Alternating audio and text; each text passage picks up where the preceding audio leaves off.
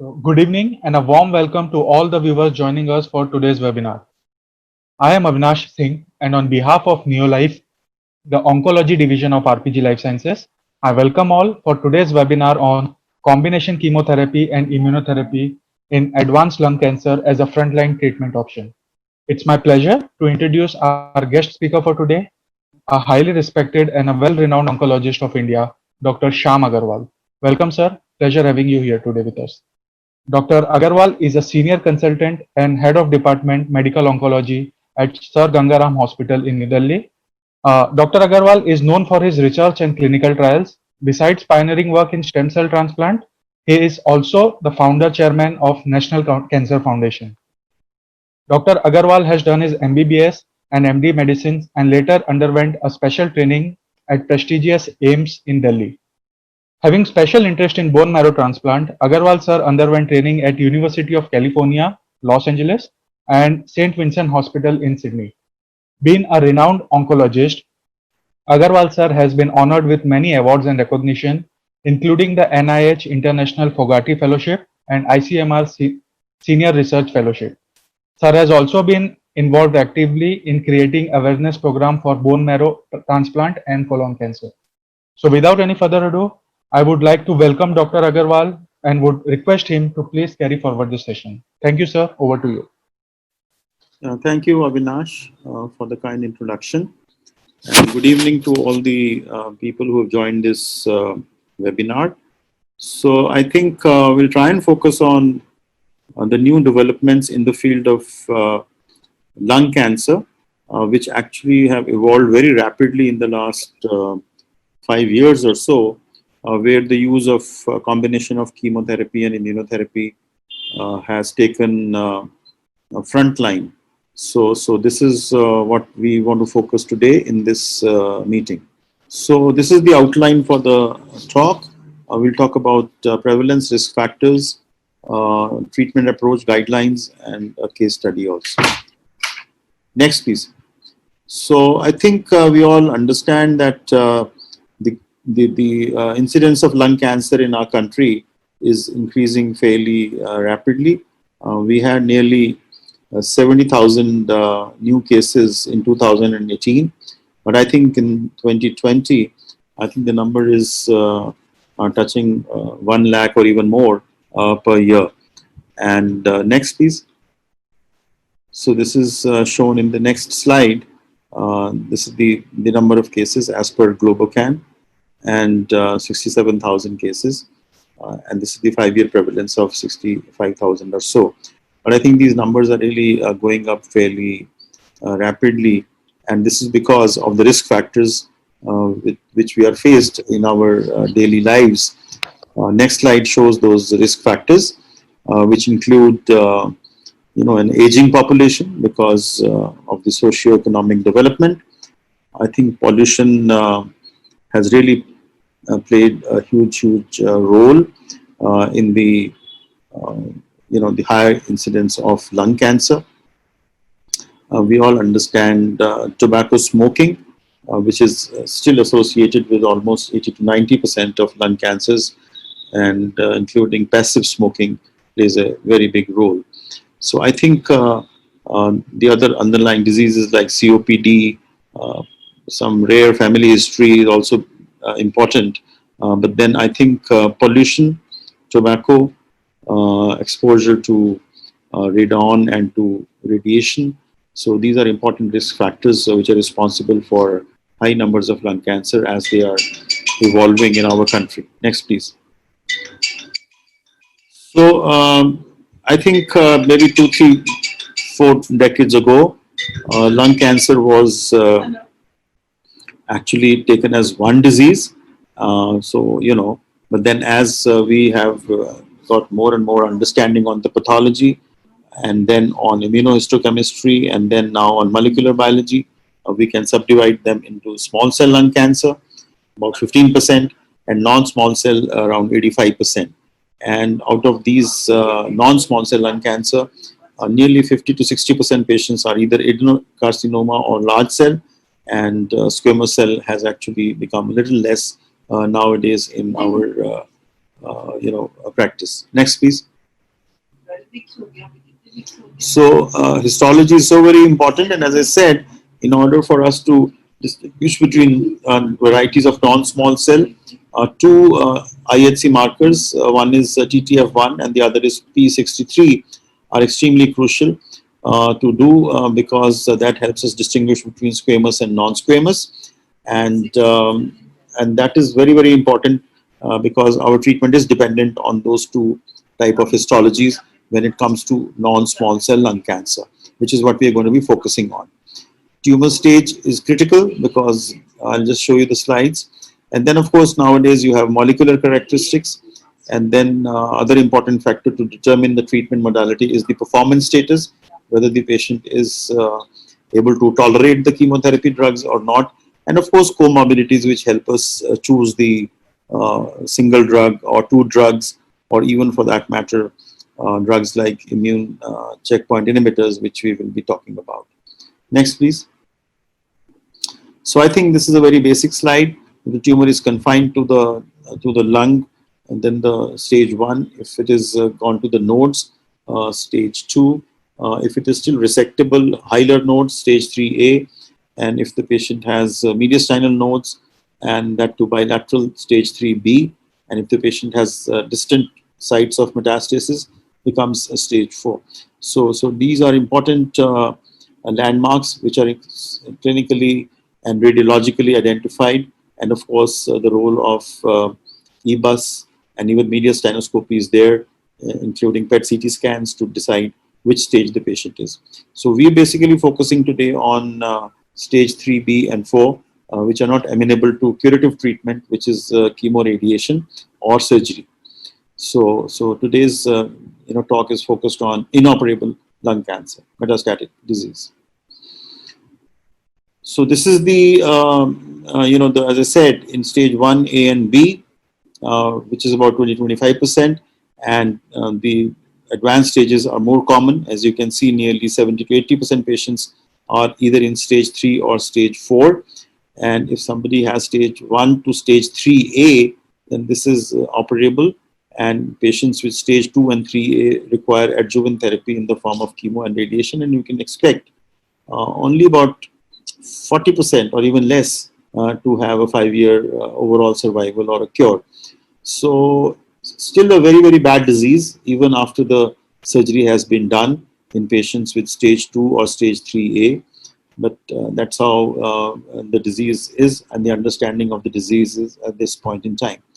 Patients who have inoperable disease like 3A, now we have neoadjuvant chemo followed by chemoradiation or chemoradiation alone. And now we have the understanding through the PACIFIC trial, the role of durvalumab. And that gives you a 5-year survival of about 20%. But when it comes to stage 4 disease, where radiation is not possible, so we are focusing mainly on chemo or targeted drugs or immune checkpoint inhibitors. But the survival is dismal. However, there is some improvement in the last 5 years because of the availability of targeted drugs and immune checkpoint inhibitors. Next, please. So the goal of advanced non-small cell lung treatment is to prolong survival, maintain a quality of life, give the least amount of toxicity to the patient, and actually at this time the intent remains palliative. But I think immune checkpoint inhibitors have really brought in a fair number of long-term survivors, especially patients who respond. Next, please. So this is what we just said, that basically we need to distinguish squamous and non-squamous to decide what treatment the patient needs, number of sites and the sites of metastasis, because CNS involvement is an issue in particularly in non-squamous. So that site is very, very critical to look for, and therefore an MRI of the brain is to be done in patients with stage 4 non-small cell lung cancer. And whether there are patient is having symptoms pertaining to that area of involvement, brain or bone or So that also dictates your treatment, you know. So I think in patients, particularly with adenocarcinoma of the lung or non-squamous, or patients who are squamous and who are non-smokers, or if somebody has adenosquamous disease, then it is very important to do these EGFR, ALK, ROS, and currently BRAF and MET also to decide which inhibitor or which specific inhibitor can be used if the patient has either of these driver mutations. So in the absence of that, a PDL1 test is become important because that also helps in deciding the treatment, as we will discuss. Next. So I think the histology dictates the type of chemotherapy, whether it is pemetrexed based or it is paclitaxel based, because a combination with platinum is done for both the situations. So if there's a driver mutation, as I said, then it's going to be a targeted therapy. And if the patient has PDL1 expression, and actually, if today there is no PDL1 expression, even then the immunological agents are combined with chemotherapy, as you will see. So the PDL1 expression is important, but it loses its importance when you are combining chemo and immune checkpoint inhibitors. So one can use the drugs as I will show you. So this is the algorithm for a few targeted drugs. So ALK rearrangement, if it is positive, then these patients should be subjected to targeted drugs like crizotinib or ceritinib. Alectinib is very expensive and beyond the reach of common people. But then, so these are the drugs which are available. If somebody has been started on chemotherapy and you find ALK rearrangement after the first cycle has been given, so either you can plan the treatment or complete the chemo and then if in a responder, or else you can switch to interrupt and switch to these TKIs. Next. So this is true for ROS1, which is less than 1% or so, and crizotinib is the preferred treatment there. For BRAF mutation, particularly the V600E mutation, the combination of dabrafenib and trametinib is available now, I think, from Novartis recently, but I believe it is fairly expensive. And therefore, there's a need to do the BRAF testing because the drug has become available. Next, please. So the EGFR mutants, I think we all know. We have several agents, including Tagrisso and gefitinib, erlotinib, and afatinib, and more recently, decomitinib was also launched. So now focusing on to the immunotherapy drugs. So, you know, in 1 year, they've basically reported a decline in the overall cancer mortality by 2.2% in 2016-17. And as I was saying, that you've got long-term survivors on immune checkpoint inhibitors. So this improvement in the mortality seems to be contributed by use of immunotherapy drugs in various cancers, including lung cancer. So it improves the overall survival across several histologic subgroups, and not only non-small cell, even the small cell type of lung cancer is getting the benefit of immunotherapy. Next, please. So this is a case study in which a 70-year-old female who comes, or a male, comes with dyspnea, pain and swelling on his right jaw, and there's rapidly declining performance status. So the workup reveals a mass lesion in the lung with effusion in the right side, and there is bone metastasis including the right jaw or the right mandible. So this patient is found to be having adenocarcinoma. Immunohistochemistry TTF1 confirms that, because that is sort of a confirmation for adenocarcinoma. PDL1 is 20%. It's very important for all adenocarcinoma to undergo the gene mutation analysis, and EGFR, ALK, ROS, and BRAF are all negative. So this is a sort of a workup which is mandatory for all adenocarcinoma, because the targeted therapies are definitely better than chemotherapy and immunotherapy in the tumor mutation-driven cancers. Next, please. So in this lady who does not have a driver mutation, PDL1 is 20%. So what should be our choice? Should it be single agent Pembro or single agent Atezo? or should it be a combination of a four-drug combination, which is atezo and pacli-carbo-bev, or should it be carbo-pem or pembro, nivo-ipi, or carbo-pem and nivo and ipilimumab?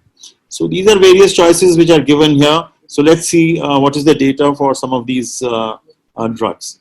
So I think, as we are all aware from the Keynote 024, we have 3-year survival update, in which pembrolizumab was compared with chemotherapy in 50% positive PD-L1 cases.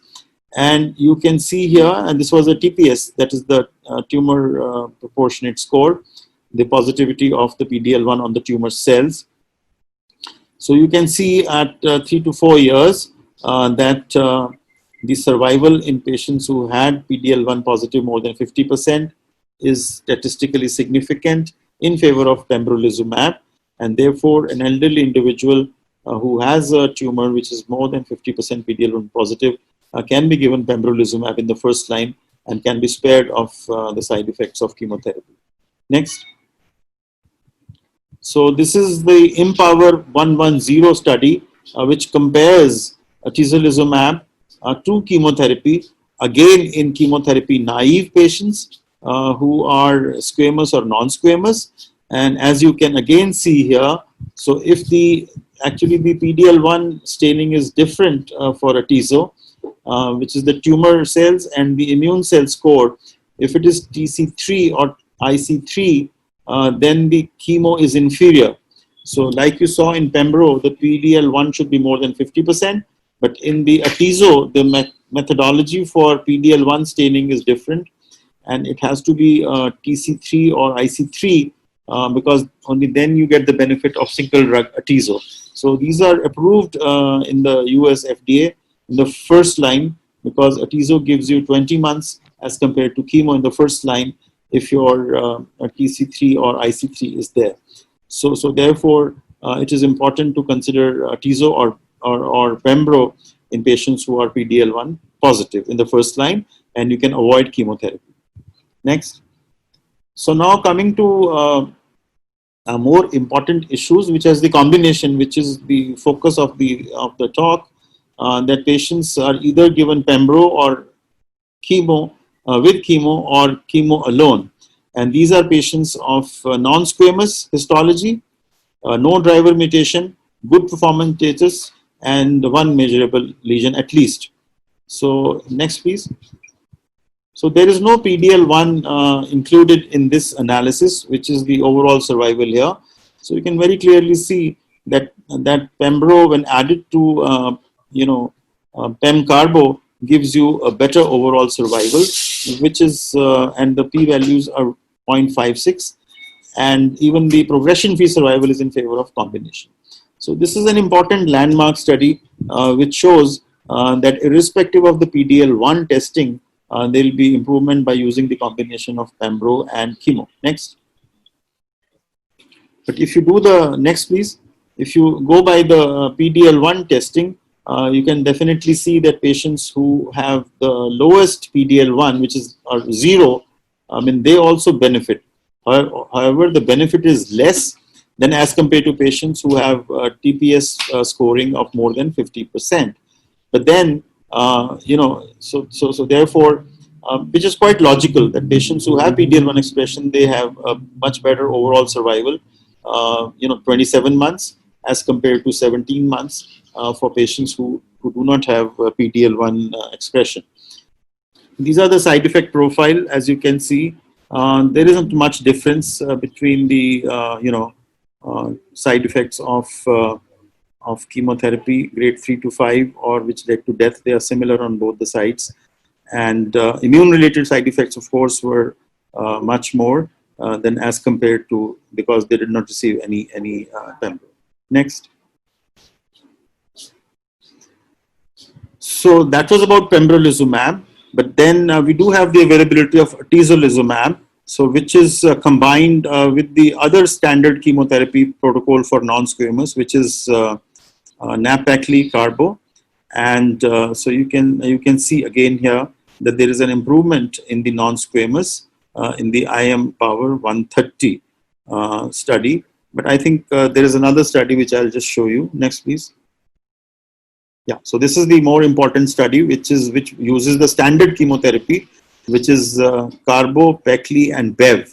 So with atezolizumab, and compared with carbo, pecli, and bev, which is considered to be the standard of care for non-squamous in first line. So again, you can see here, this is again irrespective of the PD-L1 testing, and you can see 20 months versus 15 months, and the p-value again is in favor of atezolizumab. So this combination is also approved in our country. Besides, of course, the pembrolizumab based combination with pem-carbo.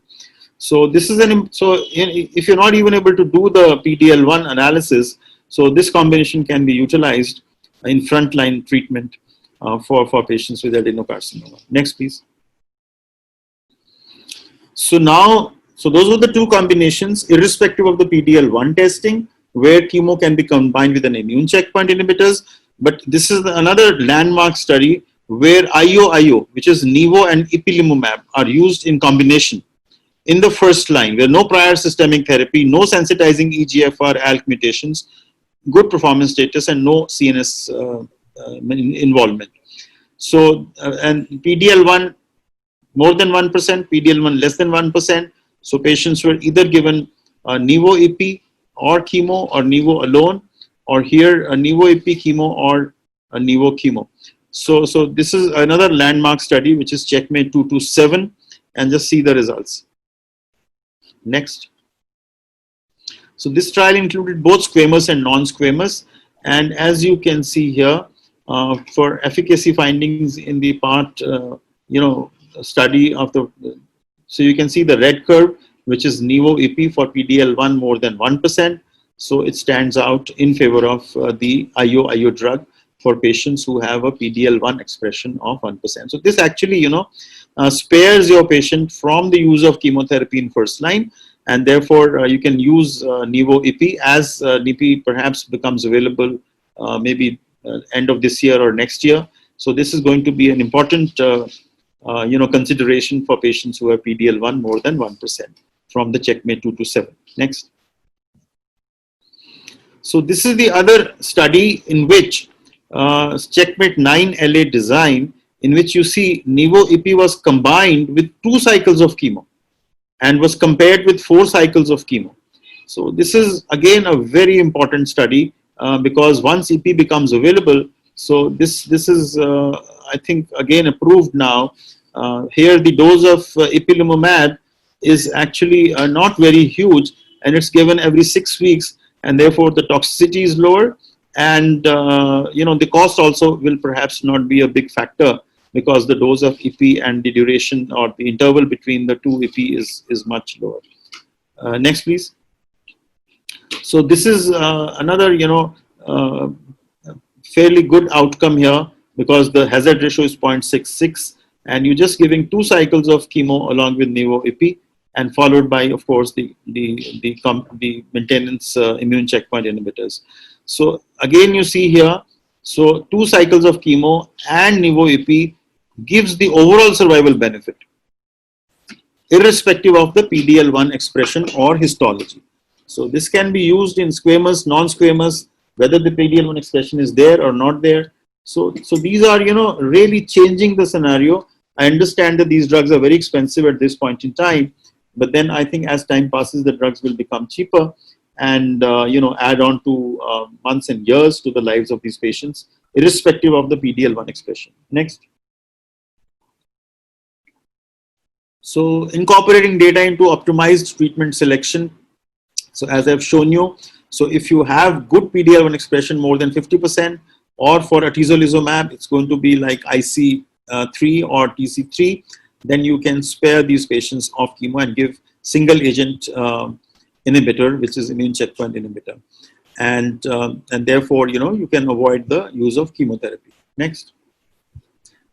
However, if patient has high tumor burden, then you may want to use a combination of chemo and immune checkpoint inhibitor. So if somebody has non-squamous, then you want to use pemetrexed. If somebody has squamous, then you want to use a paclitaxel. Well, that's there. But then, if you want to use atezolizumab, then you can use Bev and paclitaxel with platinum for adeno, because that has become a consideration now, because pembro is very expensive as opposed to atezolizumab. So these are some of the highlights here in terms of response rates. So as you can see, chemo alone, I think earlier was giving a response rate of 20% or 30% max. But then if you look at the combination of chemo and immunotherapy drug, so the overall response rates are going up to 40 to 50 or even 60%. So I mean, there's no doubt in our minds that we are seeing patients who are benefiting from a combination of pembro chemo or atezo chemo or even IO drugs. Next, please. So coming back to this, I think the earlier patient, I think I just want to conclude there. So this patient had 20% PD-L1 positivity. So he doesn't qualify for single drug pembrolizumab, and therefore that patient should be given either atezo-based chemotherapy and Bev, or pembro with pemetrexed and platinum. So not only the immune checkpoint inhibitors have shown benefit in non-small cell lung cancer, but also in patients with small cell lung cancer. So here is a patient whom you can see that there is extensive involvement of the lung, lymph nodes, bone. The MRI is normal, and the lung biopsy is small cell lung cancer. So what is the data in small cell lung cancer? Next. So, these are the options which can be offered. So previously, patients were being offered platinum and etoposide, but then these agents like pembro or atezo can be added to the combination to improve the survival. Next. So the treatment selection again for extensive stage small cell lung cancer is to be. So there are no biomarkers. So PD-L1 test doesn't help here to decide onto the the use of atezolizumab particularly. Next, please. Okay, I think these are some of the slides which were presented in the ASCO 2020, where the teravolt risk of mortality in the event of COVID-19 infection. I think patients who were elderly, more than 65 years, patients who had comorbidities, and patients who had performance status which was not good, so they tend to do worse than as compared to patients who were younger and had no comorbidities. So which is like expected. Next. Similarly, patients who are on steroids, who are on anticoagulants with the COVID infection, so they did worse, and therefore. So at the moment, I think the policy which we are adopting is that if somebody has COVID infection, and if you can wait, one would like to wait or put them on milder, maybe oral treatment to tide over the COVID infection. And once the infection is cleared, well, then you can come back with your chemotherapy and immune checkpoint inhibitors. Next. Next, please. So I think this is again the same study, which is showing that. So, and cancer therapy doesn't need to stop due to COVID-19. If possible, test aggressively to identify at-risk patients before initiating chemotherapy, provide education to patients. We might need to delay chemotherapy, as I said, until recovery. It remains unclear what is appropriate for asymptomatic patients who test positive for COVID-19. But I think we want to wait until the COVID has cleared before the chemotherapy is instituted. Next, please. So to conclude, immunotherapy is a powerful treatment option for patients with lung cancer and no actionable driver mutations. I haven't shown you the slides of long-term survival with immunotherapy, such as nivolumab in second line or pembrolizumab in again second line. So I think patients who are responding, so they have a 20 to 30% chance of surviving at 5 years, which was unheard of, because when you use chemotherapy alone, those patients would succumb to their disease within 2 to 3 years, all of them. But you know, 20% or 25% survival at 5 years in responders, I think is possibly even talking about a long-term cure for patients with non-small cell lung cancer when you're using immunotherapy in the first line. It's another important thing is to remember is that when you are using immunotherapy upfront, the results are better than as compared to when you use it in the second line in terms of response rate. As I showed you, that nearly 40% patients will respond when you combine chemo-immuno as compared to immuno in the second line, where the response rates are like 15-20%. So the point I'm trying to make is that you have to put your best foot forward in the first line itself, so as to get the maximum out of the immunotherapy drugs. The other issue is, of course, the duration of treatment. How long should the immunotherapy be given? So it remains an unanswered question because I think most of the trials are saying that we should at least give it for 2 years in a patient who is continuing to respond. But in the study, you know, where the long-term responders were included and they followed up, there are patients who are taking immunotherapy drugs for even 3 years, 4 years, or 5 years, because patients are scared of stopping the drug because there could be a relapse. So there isn't any rule in terms of the duration of immunotherapy drugs, but 2 years would be the least in a patient who has a complete response, but in a partial responder, perhaps nobody has an answer.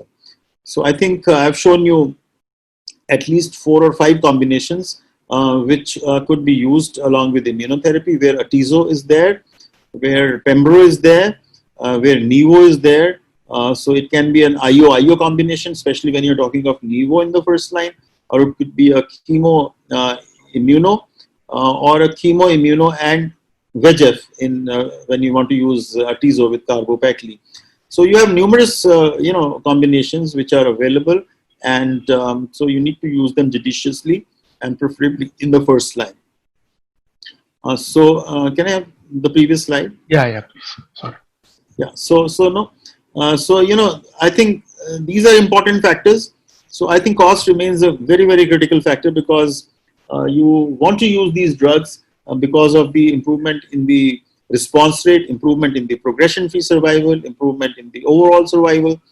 But then I think economy is the main issue. Now coming to some of these contraindications for immune checkpoint inhibitors, I think we all understand. You know, when these drugs came in, people were extremely scared for using them in you know, collagen vascular disorders or immune disorders such as SLE or rheumatoid arthritis and other, you know, connective tissue disorders. But I think ample data has evolved in which they say that if the basic disease or immune disease mediated disease is under control, especially with a you know, steroid dose of 5 or 10 milligram per day, I think it's fairly safe to use these immune checkpoint inhibitors.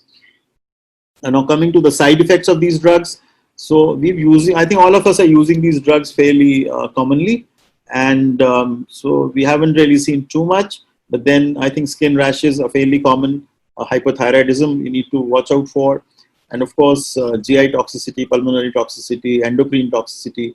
So these are, you know, to be looked into, which are less than 2, 3, 4%. But I think you need to be very careful and watchful and suspect a particular symptom to be related to immunotherapy drug, and maybe you need to have the help of a skin doctor or an endocrinologist or even a gastroenterologist to treat the side effects. So I think for small cell lung cancer also, Atezo has become the first drug to have the approval in combination with carbo-etoposide, because it improves the overall survival. So I think we've come a long way for you know, these patients who have no mutation in their tumor cells. So there is a lot of hope, and I think, as we all understand, that smokers who tend to have more mutations in their tumor cells, they have a high degree of PD-L1 expression. So they, I think, have a better chance of responding to these immune checkpoint inhibitors. So I think there is hope, and there is a lot of work which is going on at this point in time to improve upon the results of these patients.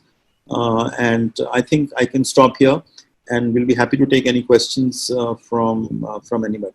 So I thank everybody. Thank you, sir. Thank you for this wonderful explanation and in-depth explanation of the topic. I am sure the doctors who have joined us will find it helpful in their day-to-day practice. Now, what we will do is we will try to take questions. If you have any questions, you can type in the Q&A box below, and you can also type it in our WhatsApp box. Doctor would be happy to answer that. So I think Dr. J.B. Sharma has asked one question. The patient is having KRAS mutation without BRAF. Mutation having progression on osimertinib for 2 years for EGFR mutation. No other mutation other than KRAS. So what is the best therapy for him, Dr. J.B. Sharma? So, KRAS mutation is still a gene which we have not discovered a drug which is currently available. So, I was talking to one of the doctors when I visited in Europe last year. So they have got trials now for KRAS inhibitors, which are showing very promising results for KRAS mutant population of lung cancer. So this was Cagliotti, who had presented his work at the ESMO in, I think, 2019. But the drug has not been approved at this point in time in the FDA or any other country. But I think the results are quite promising. So in the absence of a targeted drug, so what we are using or what is available for a patient who has failed osimertinib is the use of immune checkpoint inhibitor, and the combination which I use is a 4-drug combination which I just showed you, atezo-bev, pecli, carbo. And I think in one of these meetings I had shown 4 cases who failed the EGFR inhibition, including osimertinib. And in fact, I have 2 cases who are going beyond 1 year. So when we used, atezo-bev, carbo, pecli, and actually they are doing very, very well. So I think the best treatment for a patient with EGFR mutant who does not have any other mutation like C797S, or which could be targeted with gefitinib, as you know. So would be chemotherapy plus immune checkpoint inhibitor, and if you're using atezo, then it will be BEV. So I think that would be my answer to this question. What is the drug of choice for squamous cell carcinoma? So I think Dr. Mirza Beg has asking this question. So I think he is talking about first line chemo for stage 4 squamous cell lung cancer. And I think if there is no constraint on money, then the choice of treatment, you should do the PD-L1 testing. If the PD-L1 is positive, more than 50%, then one can consider using pembrolizumab as a single agent. But if the patient has high tumor burden, or if PD-L1 is less than 50%, or even if it is not done, I think then one can combine pecli, carbo, and pembrolizumab if money is not a constraint. And I think there is ample data to support the use of pembro in squamous cell carcinoma with chemotherapy in the first line. Sir, we have few questions in our WhatsApp box also. The first question, thank you, sir, for this presentation. What are the key factors which needs to be taken care of while prescribing immunotherapy in non-small cell lung cancer? So, as I said, PD-L1 analysis is important, because if it is more than 50%, you can give a single drug. Then as compared to chemo plus immunotherapy, then if the PD-L1 is not there, or if it is less than 50%, then a combination of chemo and immuno can be used. And if it is adeno-CA, then you have 2 choices, pembro or atezo. If it is squamous, then it is pembro alone. But I think at this point in time in our country, economy or the ability to afford the drug is the key factor for using immune checkpoint inhibitor. And of course, you have to be careful to take the history for immune-mediated disorders such as rheumatoid arthritis and all that. So those should be under control. Sir, what are your practical views on using nivolumab during maintenance therapy in advanced lung cancer?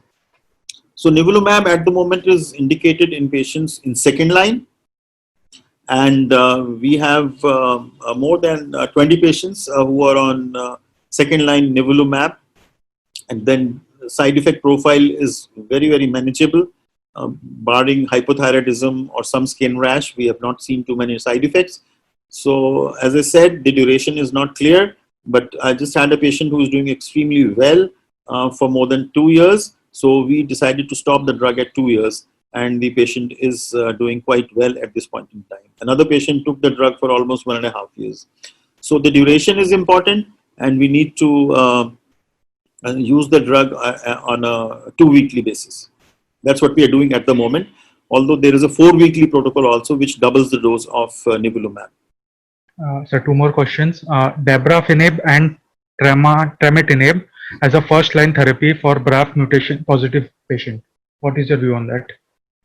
Yeah, so this molecule is just going to come in the near future.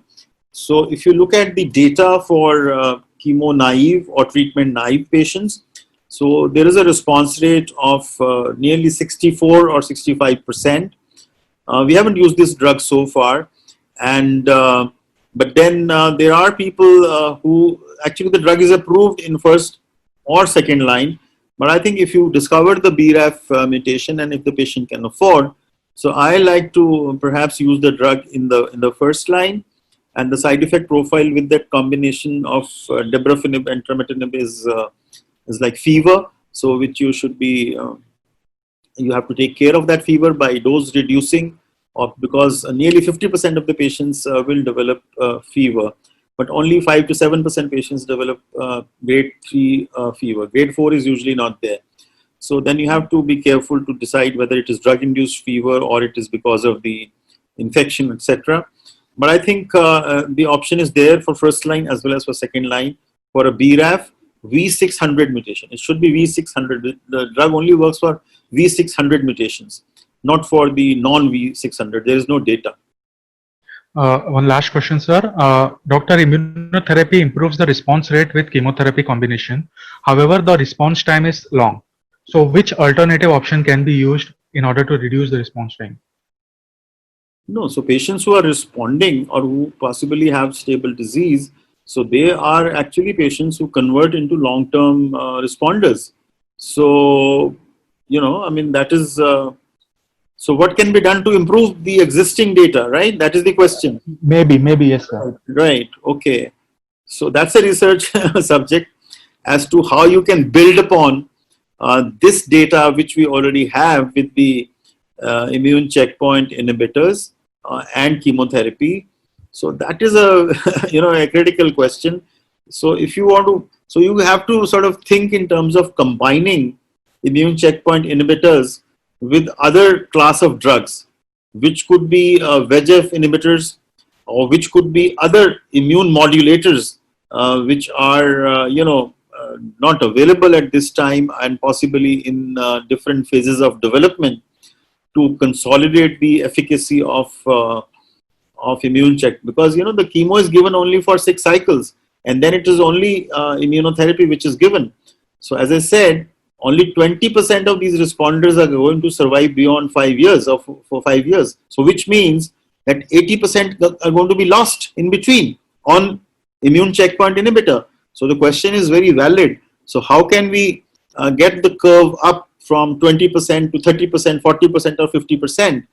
So, I don't have an answer to this, because this is an extremely important research question as to whether we can convert some of these tumors, which may be cold tumors, because we are using the drug irrespective of the PDL. So it is mainly the PDL1 negative who are going to relapse faster. So can we convert these tumors into hot tumors so as to improve the efficacy of immune checkpoint inhibitors? So, that is a $1 million question at this point in time. So we need to do research in this direction to develop new combinations or new drugs to get the curve from 20% to 40%, 50%, 80%. So that's going to be possibly a Nobel Prize winner, like these immune checkpoint inhibitors, the discovery who did, Allison and so on. So they got the Nobel Prize. So this is if somebody finds that answer, is a contender for Nobel Prize. Thanks a lot, sir. Thanks a lot for taking all the questions. Any concluding remark from your side? So I think I've already said you have these immune checkpoint inhibitors, so which are going to stay with us for virtually forever, I think. So not only in lung cancer, these immune checkpoint inhibitors have approvals in a variety of cancers, and the indications are increasing on a monthly or a 2-monthly basis. And they are not only used in second or third line, they are moving in first line because of the promising results. So I think the only issue is one is the cost, which is so very critical. And I think the Indian companies, pharmaceutical companies and other research groups should develop their own immune checkpoint inhibitors, so which will help us in lowering the cost and making these drugs available to a lot more people who are deserving candidates for their use. Thank you, sir. Thank you once again, Agarwal sir, for joining us and sharing your valuable time and knowledge with us. It was indeed a great pleasure having you here with us today, and we hope that we will meet again in future on such important topics again. Great. Also, thanks to all the doctors who have joined us for today's webinar. The video or the YouTube recording for this video will be sent to you after due permission of Agarwal sir. So till the next time we meet, on behalf of Neolife, the Oncology Division of RPG Life Sciences, goodbye, take care and be safe. Thank you very much. Thank you. Bye-bye.